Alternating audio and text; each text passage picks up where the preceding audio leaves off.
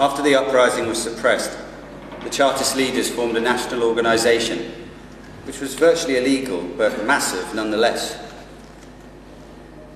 The National Charter Association put democracy into practice. Supporters organised street committees, area committees and town committees. They used their buying power to punish shopkeepers that would not support the Charter. They went on strike. They formed links with the unions. There were hundreds of thousands of women Chartists who were the backbone of every demonstration, raised the funds, and were at the forefront in every way. Amongst them was Miss Simmons of the Tower Hamlets Female Chartists Association. She was the treasurer, and her mother, Mrs. Simmons, the secretary. And they were frequent speakers and letter writers to radical Chartist journals. Okay, here is Miss Simmons preparing for a meeting.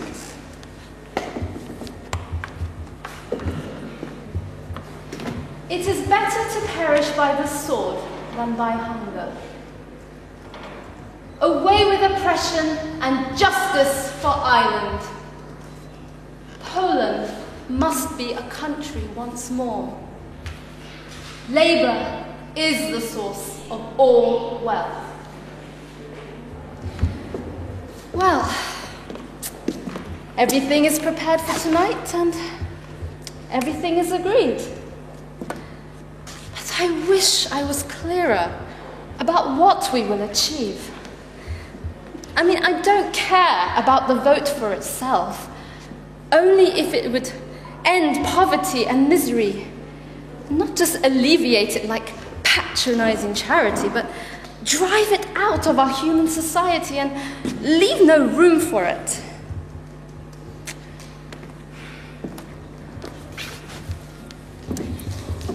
We shall have our meeting tonight. I will speak, others will speak, and they will listen. These brave women who would give their very lives for this cause.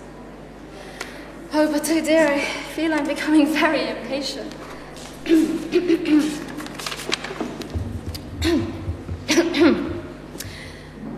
Labour is the source of all wealth.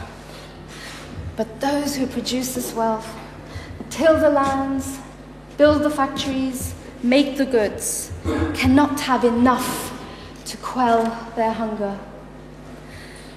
So now women must not only be social, but political.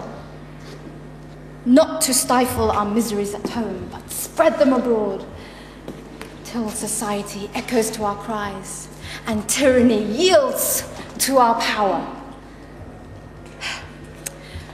We thought we had no right to a political existence, but now it is our duty to step onto the political arena and agitate for the claims of liberty and humanity.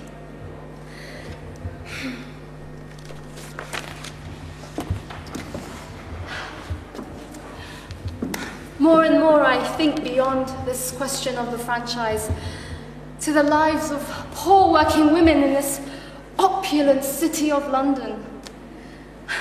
Raw goods pour into the East End docks, and it is women that transform them. Whilst they and their children dress in rags, they make the finest clothes. They make chocolate for rich ladies to sip. They make matches to light cigars for the members of Parliament.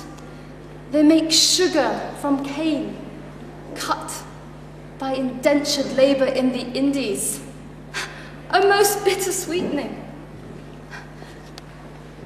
And the class that rule us would as much visit the streets where these goods are made as they would a fever-ridden jungle. It is clear to me now that this is my life's work ahead of me. Bringing women together, using our strength against the evils of class society. That's right, Mother.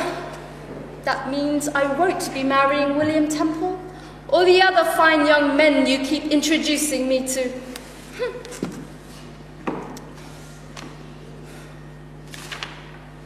It says here that a Miss Simmons led a strike by women workers in an East End chocolate factory. It was some years later, but I bet it was her. I hope it was her. I believe it was her anyway. The movement went in different directions. The middle class, bought off by some reforms, largely disappeared. Some of the leaders got caught up in footling land schemes and philanthropy.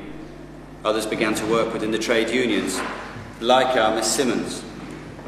Others began to consider the nature of the state itself and whether the vote or trade unions alone could give workers the power to change society. Influenced by revolutions in Europe in 1848, some of these people worked with Karl Marx, Frederick Engels and other European revolutionaries. Amongst them was Howard Morton, writer for the revolutionary Red Republican newspaper. His first article appeared in the launch issue of the paper and was entitled Chartism in 1850. Oh, I see. He was, well, he is an interesting character. Well, obviously I'm not Howard Morton. But without this ludicrous pseudonym, Mr. Harney will not publish any of my articles, in spite of his radical credentials. So to let you in on this great secret, I am, in fact, Helen Macfarlane, English translator of the Communist Manifesto of Herr Marx and Herr Engels, and of the works of the philosopher Hegel, like that dangerous sans-culotte, Jesus,